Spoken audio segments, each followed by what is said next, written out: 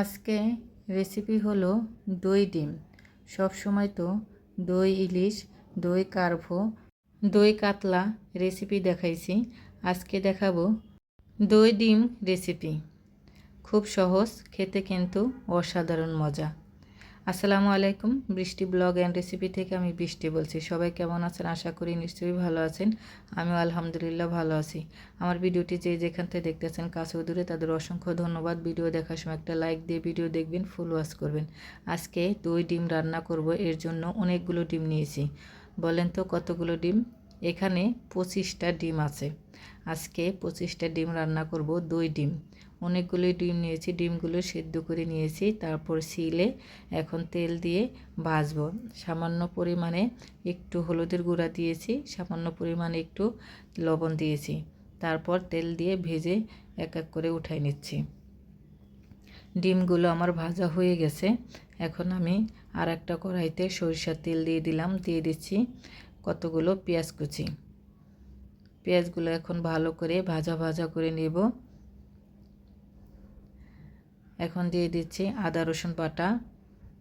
আদা রসুন বাটা ভালো করে কষাই নিয়েছি, তারপর অল্প পরিমাণে পানি দিয়ে দিলাম। তারপরে দিয়ে দিচ্ছি তেজপাতা, দারচিনি, এলাচ, লবঙ্গ, গোলমরিচ দিয়ে দিলাম। তারপরে এখন হলুদের গুঁড়ো, মরিচের গুঁড়ো, ধনিয়া গুঁড়ো, জিরা গুঁড়ো দিয়ে ভালো করে আবারও কষাই নিব। এখন দিয়ে দিচ্ছি টক দই। এখানে আমি 4 চামচ টক দই দিয়ে দিলাম। স্বাদ মতন লবণ দিয়ে ভালো করে কষাই নিচ্ছি। এখন দিয়ে দিচ্ছি টমেটো সস। টমেটো সস দিয়েও ভালো করে কষাই নিয়ে তারপরে দিয়ে দিব বেরেস্তা। এই বেরেস্তা আমি আগেই বানিয়ে রেখেছিলাম, সেই বেরেস্তাই দিয়ে দিলাম। ভালো করে মশলা কষিয়ে এখন সবগুলো ডিম দিয়ে দিলাম।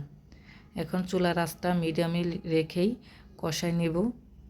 কিছুক্ষণ কষাই নেব। কষানো হয়ে গেছে, এখন পানি দিয়ে দিলাম। পানি বেশি দেব না, ডিমের মধ্যে পানি বেশি লাগবে না, অল্প পরিমাণে পানি দেব। হয়ে গেছে, এখন চুলাটা আঁচটা বাড়িয়ে পানিটুক শুকাই নেব। এখন দিয়ে দিব 1 চামচের মতন চিনি। টক দই দিয়েছি, একটু চিনি দিলে ভালো লাগবে। তারপর দিয়ে দিলাম কাঁচামরিচ। কাঁচামরিচ দিলে খুব সুন্দর একটা ফ্লেভার আসে, এর জন্য দিয়ে দিলাম। এখন দিয়ে দিচ্ছি ঘি। 1 চামচ ঘি দিচ্ছি। তো আমার দই ডিম রান্না কিন্তু হয়ে গেছে। ভিডিওটি যদি ভালো লাগে লাইক কমেন্ট করবেন, শেয়ার করবেন, আমার ইউটিউব চ্যানেলটা সাবস্ক্রাইব করবেন। আর ফেসবুক পেজটা যারা দেখতেছেন প্লিজ আমার ফেসবুক পেজটা সবাই ফলো দিবেন। আমার দই ডিম রান্নার রেসিপিটা কেমন লাগলো আপনাদের সুন্দর মতামত কমেন্টে জানাবেন। আমার রেসিপিগুলো যদি ভালো লাগে অবশ্যই আমার ফেসবুক পেজটা সবাই ফলো দিয়ে পাশে থাকবেন। তো সবাই ভালো থাকবেন, সুস্থ থাকবেন। দেখা হবে নতুন আরেকটা ভিডিওতে। ভালো থাকেন, সুস্থ থাকেন। ভিডিওটি কেমন লাগলো কমেন্টে জানাবেন। আল্লাহ হাফেজ।